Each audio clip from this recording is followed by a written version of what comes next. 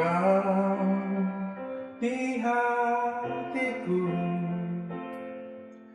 kau di pikiranku, dan bawaku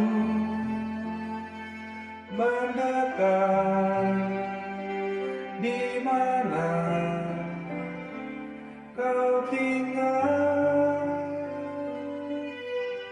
Kau di hatiku, kau di pikiranku, dan bawaku mendekat. Di mana kau tinggal? Ku perlukan Tuhan menjamah hatiku. Ku perlukan Tuhan di hidupku. Hanya Engkau Tuhan yang mengerti hatiku. Hanya Engkau Tuhan yang ku perlu.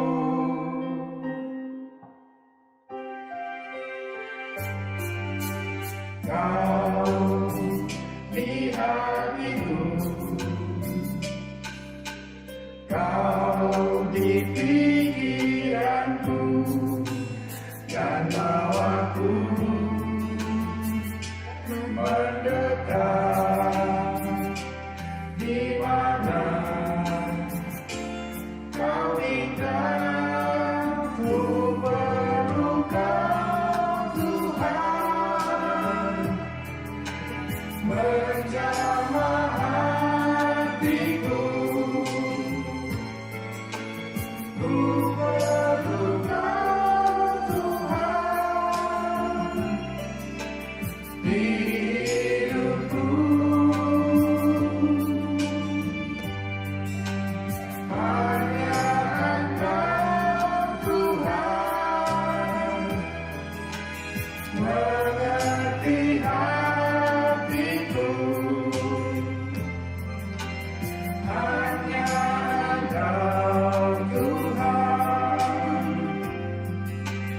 yang ku perlu. Ku perlukan Tuhan menjamah hatiku. Ku perlukan Tuhan di hidupku. Hanya Engkau Tuhan yang sungguh mengerti hatiku. Hanya Engkau Tuhan yang ku perlu.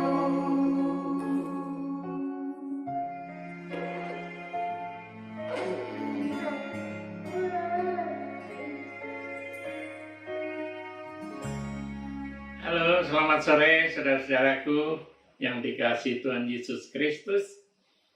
Kita berjumpa lagi dalam Sapa Keluarga episode 16. Bagaimana kabar saudara? Ya, kita saat ini memang dalam situasi yang masih berat dan memang kita harus di rumah saja.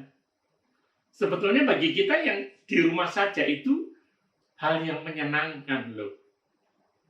Meskipun mungkin ada yang merasa bosan, tapi mari kita ingat, mereka, para petugas rumah sakit, petugas medis, mereka itu sebetulnya sama seperti kita. ingin di rumah bersama keluarga, tetapi tidak bisa. Mereka juga ingin berkumpul dengan keluarga mudik, tapi mudik tidak boleh kan? Mereka tidak ingin mudik jadinya. Nah, justru kasihan. Ada orang yang nekat. Dan itu sungguh merepotkan buat pemerintah. Sehingga ini virus tidak juga selesai-selesai. Baiklah, hari ini saya akan mengajak kita membahas di bawah tema disiapkan untuk melanjutkan tugas. Saya akan dasari dengan firman Tuhan yang saya bacakan sekarang dari Kisah Para Rasul, pasal yang pertama pada ayat yang pertama sampai dengan ayat yang ketiga. Demikian. Hai Theophilus, dalam bukuku yang pertama, aku menulis tentang segala sesuatu yang dikerjakan dan diajarkan Yesus. Sampai pada hari ia terangkat.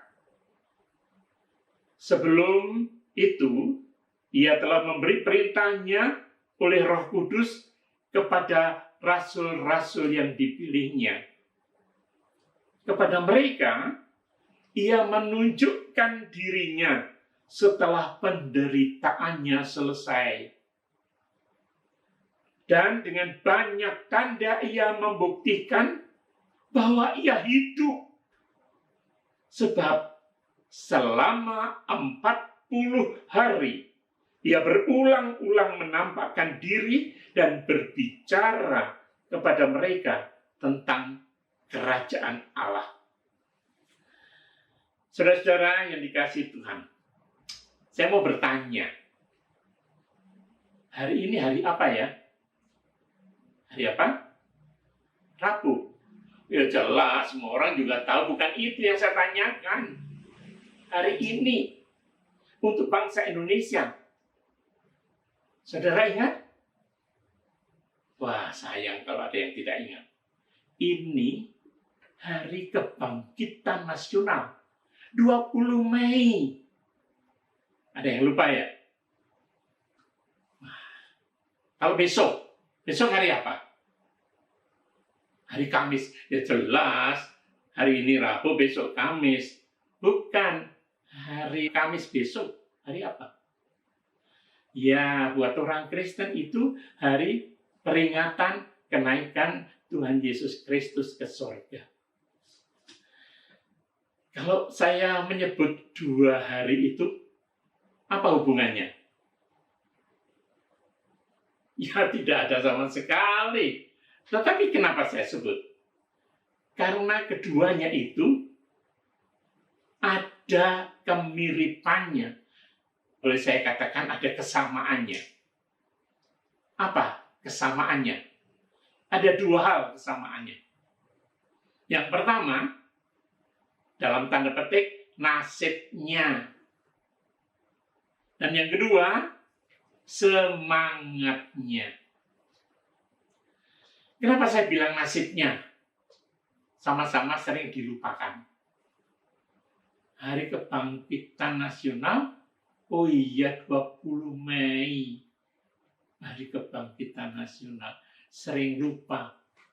Bahkan mungkin bukan hanya lupa. Kadang-kadang kita tidak tahu sebetulnya ada apa sih 20 Mei itu. Kapan sih kejadian awalnya? 1908. Itu Kongres pertama BO. Kenapa? O. Orang dulu kan nulis U itu kan OE. Budi Utama. Budi Utomo. Budi itu berbudi. Utama itu terpuji. Utama. Nah, jadi berbudi yang terutama, yang utama, yang baik. Itu dimulai. Dan ya mungkin saudara semakin tidak tahu ya kapan mulai diperingati. Kapan ditetapkan itu sebagai hari kebangkitan nasional? Presiden kita pertama, Insinyur Soekarno, tahun 1948. Tokohnya saudara tahu?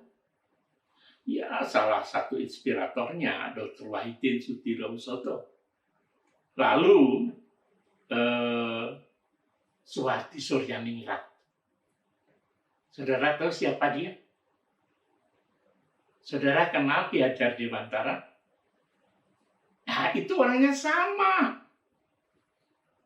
Udahlah, saya tidak akan melanjutkan ke sana. Yang jelas, kita sering melupakan dan tidak tahu.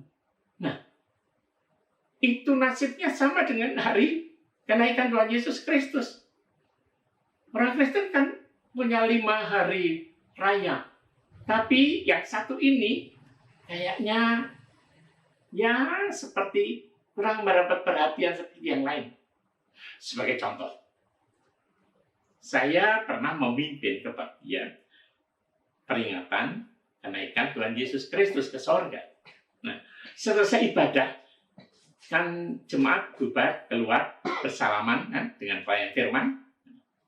Ada yang bilang, selamat hari Minggu, selamat hari Kamis, Mas.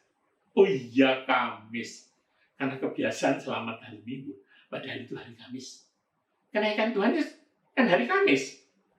Nah, itu bukti. Hari kebangkitan nasional paling anak-anak sekolah, ya itu upacara. Tidak ada panitia, tidak ada acara-acara khusus.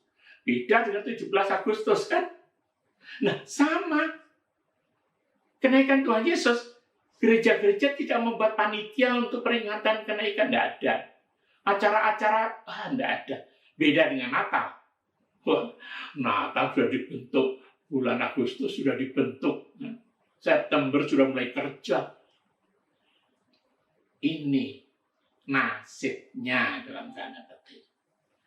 Tapi yang kedua, semangatnya.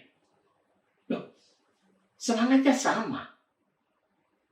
Kalau hari kebangkitan nasional menjadi momentum awal orang-orang punya kesadaran nasional sebagai bangsa Indonesia, dan itu terus bergulir ya, dari 1908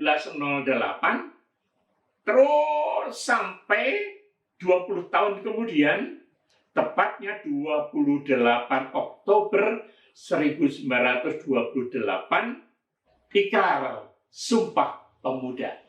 Nah, itu kan membuktikan bahwa ada benang merah yang terus berjalan. Nah, kalau hari kenaikan Tuhan Yesus yang besok kita rayakan, apa semangatnya? Nah, banyak orang malah tidak semangat. Kenapa? Alasannya begini.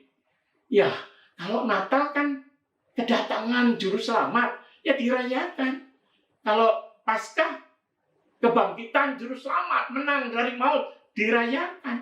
Kalau Pentakosta, ya dirayakan. Turunnya Roh Kudus. Nah, kalau kenaikan, kita kan ditinggal oleh Tuhan Yesus. Masa dirayakan? Ditinggal kok merayakan. Itu alasannya. Padahal sebetulnya sama-sama tonggak momentum. Hari Kebangkitan Nasional tonggak momentum kesadaran sebagai orang Indonesia. Kenaikan Tuhan Yesus tonggak momentum. Sebelum kenaikan, itu adalah masa di mana Allah bekerja untuk manusia. Sedangkan setelah kenaikan, waktunya manusia berbuat untuk Tuhan. Itulah yang harus kita sadari betul. Sehingga kita ini dicurahkan berkat nantinya pada Pentakosta.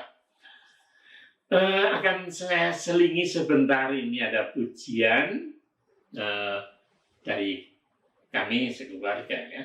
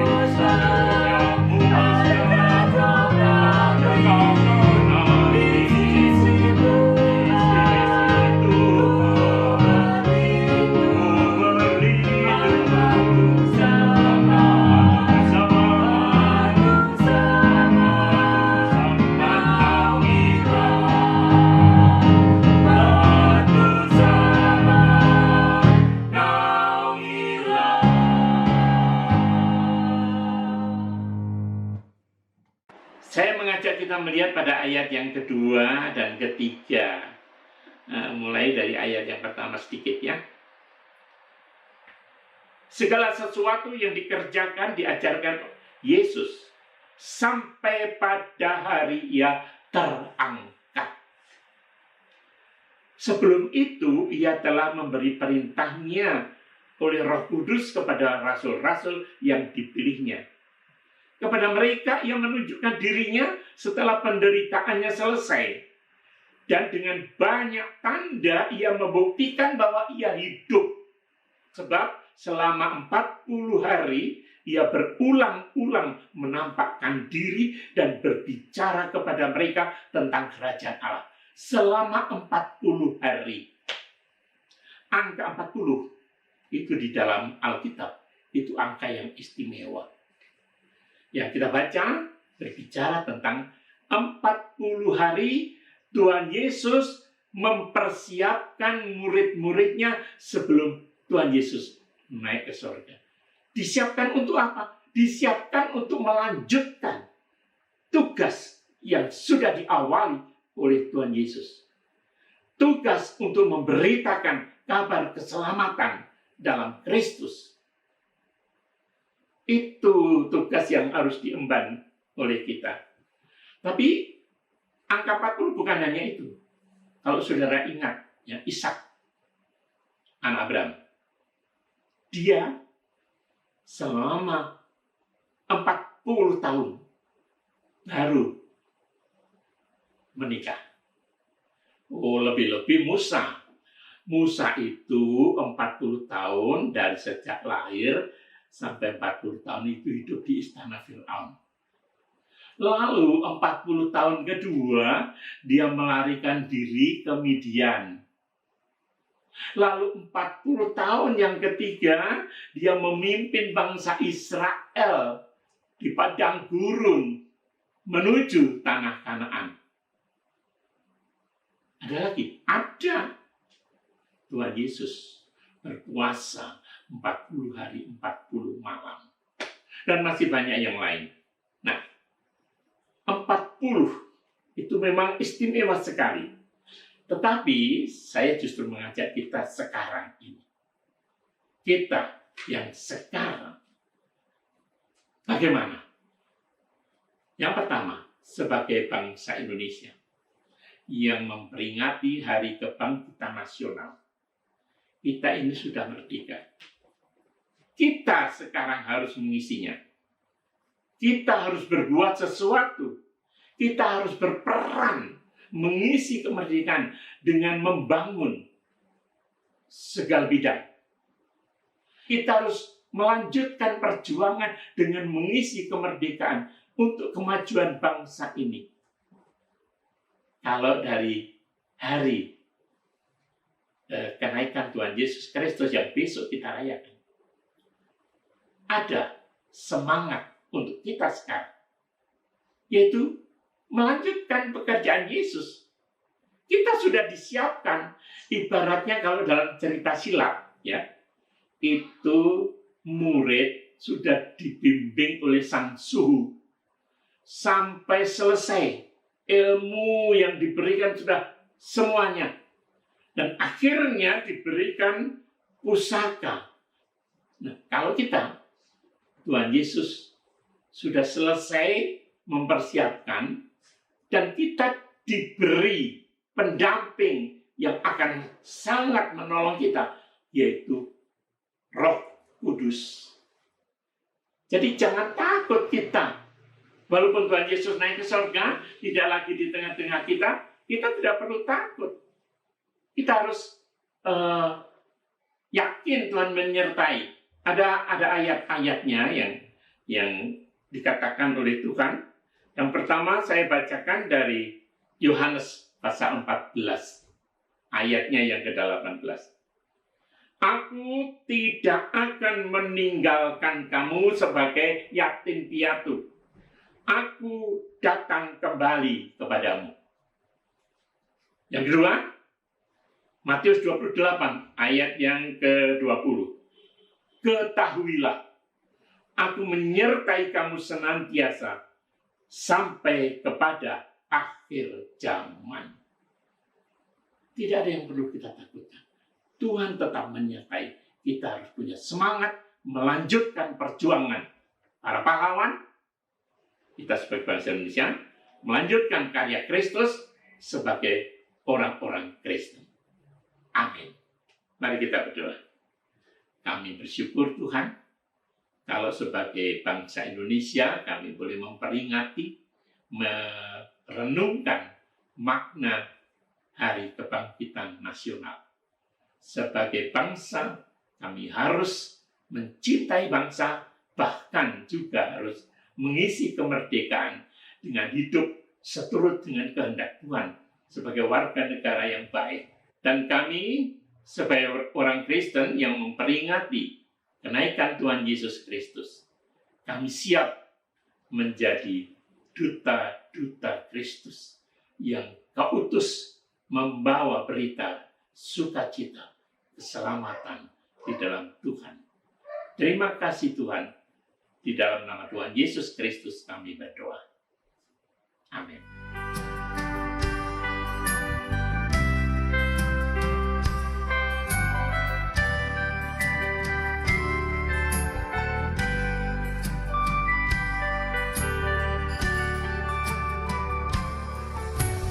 Tuhan adalah gembalaku, takkan kekurangan aku.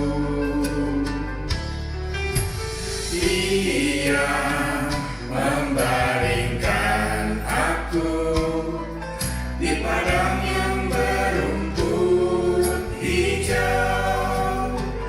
Ia membimbingku ke air yang tenang. Ia menyegarkan jiwaku. Ia menuntunku ke jalan yang benar, oleh karena namanya. Sekalipun aku berjalan dalam lembah kekelaman,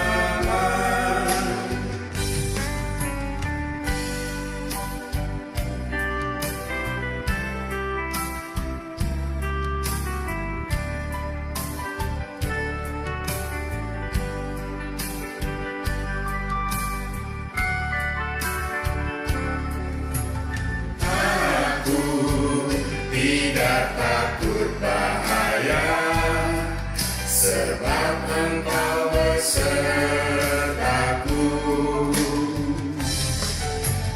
Gadamu dan tongkatmu, itulah yang menghibur aku.